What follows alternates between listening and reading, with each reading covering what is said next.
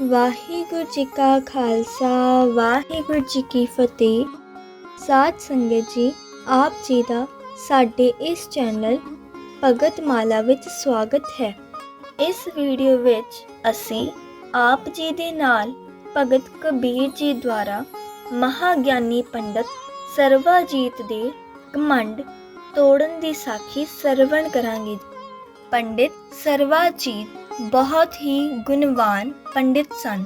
ਉਹਨਾਂ ਦੇ ਅਧਿਆਤਮਕ ਗਿਆਨ ਦਾ ਮੁਕਾਬਲਾ ਕੋਈ ਵੀ ਨਹੀਂ ਕਰ ਸਕਦਾ ਸੀ। ਜਦ ਉਹਨਾਂ ਨੇ ਭਗਤ ਕਬੀਰ ਜੀ ਦੀ ਵਾਹ ਦੇ ਚਰਚੇ ਸੁਣੇ ਤਾਂ ਉਹ ਭਗਤ ਕਬੀਰ ਜੀ ਦੇ ਨਾਲ ਵਾਰਤਾਲਾਪ ਕਰਨ ਵਾਸਤੇ ਧਾਰਮਿਕ ਪੁਸਤਕਾਂ ਗੱਡੇ ਵਿੱਚ ਭਰ ਕੇ ਬਨਾਰਸ ਵੱਲ ਤੁਰ ਪਏ ਤੇ ਮਨ ਵਿੱਚ ਇਹ ਵਿਚਾਰ ਲੈ ਰਹੇ ਸਨ ਕਿ ਮੈਂ ਧਰਮ ਦੀ ਚਰਚਾ ਵਿੱਚ ਸਾਰੇ ਪੰਡਤਾਂ ਨੂੰ ਮਾਤ ਦੇ ਦਿਆਂਗਾ। ਜਦੋਂ ਪੰਡਿਤ ਸਰਵਾਜੀਤ ਜੀ ਬਨਾਰਸ ਦੀ ਸੀਮਾ ਤੇ ਪਹੁੰਚੇ ਤਾਂ ਉਹਨਾਂ ਨੂੰ ਇੱਕ ਔਰਤ ਖੂਹ ਵਿੱਚੋਂ ਪਾਣੀ ਭਰਦੀ ਹੋਈ ਨਜ਼ਰ ਆਈ।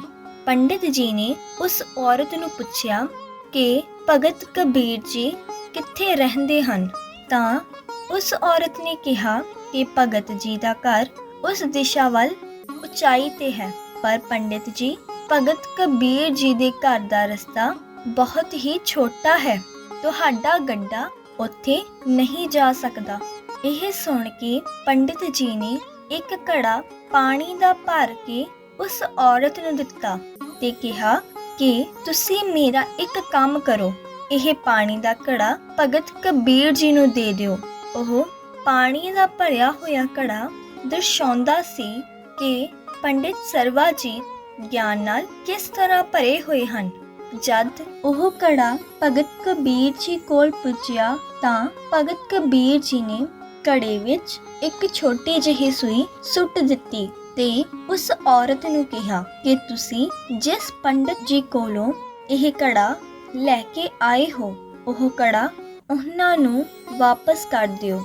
ਭਗਤ ਕਬੀਰ ਜੀ ਦੀ ਉਸ ਸੂਈ ਤੋਂ ਭਾਵ ਸੀ ਕਿ ਨਿਉਂਦੇ ਹੋਏ ਮਨ ਦੇ ਵਿੱਚ ਇੱਕ ਉੱਤਮ ਵਿਚਾਰ ਹੀ ਸਾਰੇ ਗਿਆਨ ਨੂੰ ਭੇਦ ਕਰ ਸਕਦਾ ਹੈ। ਉਸ ਇੱਕ ਵਿਚਾਰ ਦੀ ਕੋਈ ਸੀਮਾ ਨਹੀਂ ਹੁੰਦੀ। ਥੋੜੇ ਹੀ ਸਮੇਂ ਵਿੱਚ ਪੂਰੇ ਬਨਾਰਸ ਵਿੱਚ ਪੰਡਿਤ ਸਰਵਾਜੀਤ ਦੇ ਆਉਣ ਦੀ ਖਬਰ ਫੈਲ ਗਈ। ਸਾਰੇ ਪੰਡਤ ਤੇ ਚੇਲੇ ਇਕੱਠੇ ਹੋ ਕੇ ਸਵਾਮੀ ਰਾਮਾਨੰਦ ਜੀ ਕੋਲ ਗਏ ਤੇ ਕਹਿਣ ਲੱਗੇ, ਸਵਾਮੀ ਜੀ, ਇੱਕ ਸਰਵਾਜੀਤ ਨਾਮ ਦਾ ਪੰਡਿਤ ਗੱਡਾ ਭਰ ਕੇ ਧਾਰਮਿਕ ਪੁਸਤਕਾਂ ਨਾਲ ਬਨਾਰਸ ਵਿੱਚ ਆ ਰਿਹਾ ਹੈ। ਉਸ ਨੂੰ ਧਰਮ ਦਾ ਬਹੁਤ ਗਿਆਨ ਹੈ। ਉਹ ਸਾਰਿਆਂ ਦੇ ਨਾਲ ਵਿਚਾਰ ਵਟਾਂਦਰਾ ਕਰਕੇ ਸਾਨੂੰ ਨੀਵਾਂ ਵਿਖਾਉਣਾ ਚਾਹੁੰਦਾ ਹੈ ਤੇ ਉਹ ਸਭ ਤੋਂ ਸ੍ਰੇਸ਼ਟ ਹੈ। ਹੁਣ ਕੀ ਕੀਤਾ ਜਾਵੇ? ਤਾਂ ਸਵਾਮੀ ਜੀ ਨੇ ਕਿਹਾ, ਭਗਤ ਕਬੀਰ ਜੀ ਨੂੰ ਲੈ ਆਓ, ਉਹ ਤੁਹਾਡੀ ਸਾਰੀ ਸਮੱਸਿਆ ਦਾ ਹੱਲ ਕਰ ਦੇਵੇਗਾ। ਸਵਾਮੀ ਜੀ ਦੇ ਕਹਿਣ ਤੇ ਭਗਤ ਕਬੀਰ ਜੀ ਨੂੰ ਬੁਲਾਇਆ ਗਿਆ।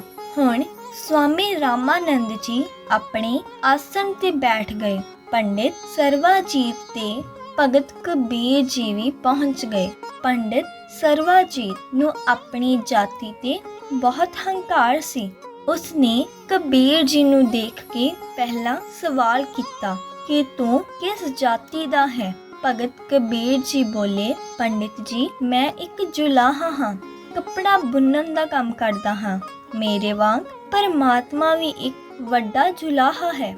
ਉਹ ਸਾਰੀ ਸ੍ਰਿਸ਼ਟੀ ਦੀ ਆਤਮਾ ਵਾਸਤੇ ਸਰੀਰ ਰੂਪੀ ਕੱਪੜਾ ਬਣਾਉਂਦਾ ਹੈ। ਵੇਦਾਂ ਤੇ ਪੁਰਾਣਾਂ ਵਿੱਚ ਲਿਖਿਆ ਹੈ ਕਿ ਸਾਰੀ ਰਚਨਾ ਇੱਕ ਪਰਮਾਤਮਾ ਦੀ ਬਣਾਈ ਹੋਈ ਹੈ। ਪੰਡਿਤ ਸਰਵਾਜੀਤ ਨੇ ਕਿਹਾ, ਤੇਰੀ ਗੱਲ ਠੀਕ ਹੈ, ਪਰ ਤੂੰ ਨੀਵੀਂ ਜਾਤ ਦਾ ਹੈ ਤੇ ਤੈਨੂੰ ਇੱਥੇ ਮੇਰੇ ਨਾਲ ਬੈਠ ਕੇ ਧਰਮ ਦੀ ਚਰਚਾ ਕਰਨ ਦਾ ਅਧਿਕਾਰ ਨਹੀਂ ਹੈ। ਧਰਮ ਪ੍ਰਚਾਰ ਕਰਨ ਦਾ ਅਧਿਕਾਰ ਕੇਵਲ ਬ੍ਰਾਹਮਣ ਜਾਤੀ ਨੂੰ ਦਿੱਤਾ ਜਾਂਦਾ ਹੈ।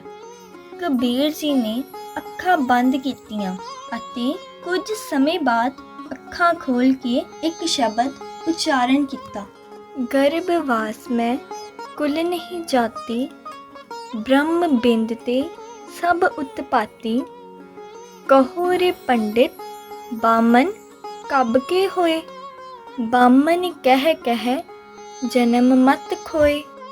जिस तो भाव सी कि सुनो पंडित जी, जदों तू माँ दे पेट विच सी उस समय तेरी कोई जाति नहीं सी ते ना ही कोई कुल सी। सारे जीवन तां ब्रह्मा जी ने बनाए हुए हन। तां तुसी दसो कि तुसी ब्राह्मण कदों दे बने हो कि परमात्मा ने शुरू तो ही तुहानू ब्राह्मण बना के भेजा है।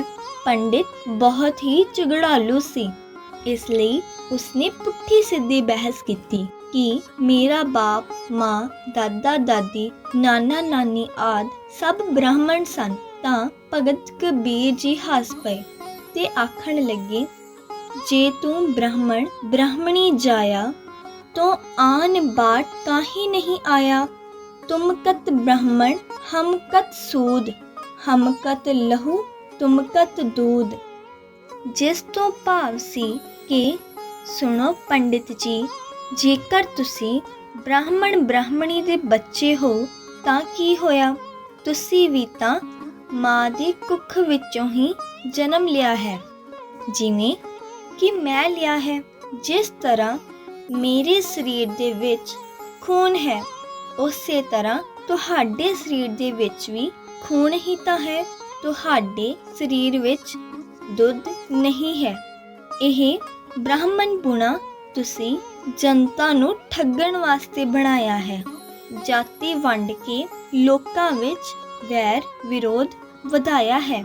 असली ब्राह्मण ओह है जो ब्रह्म नू सिमरदा होवे, जिस दे रोम रोम विच ब्रह्म है।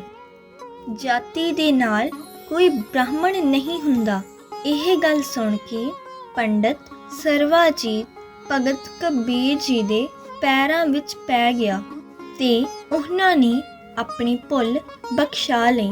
साध संगत जी, जेकर तुहानू साडी वीडियो पसंद आई होवे तां आउण वालीआं होर भी भगतां दीआं साखियां सुणन लई साडे चैनल नू सबसक्राइब ते वीडियो नू लाइक कमेंट ते शेयर ज़रूर करना जी।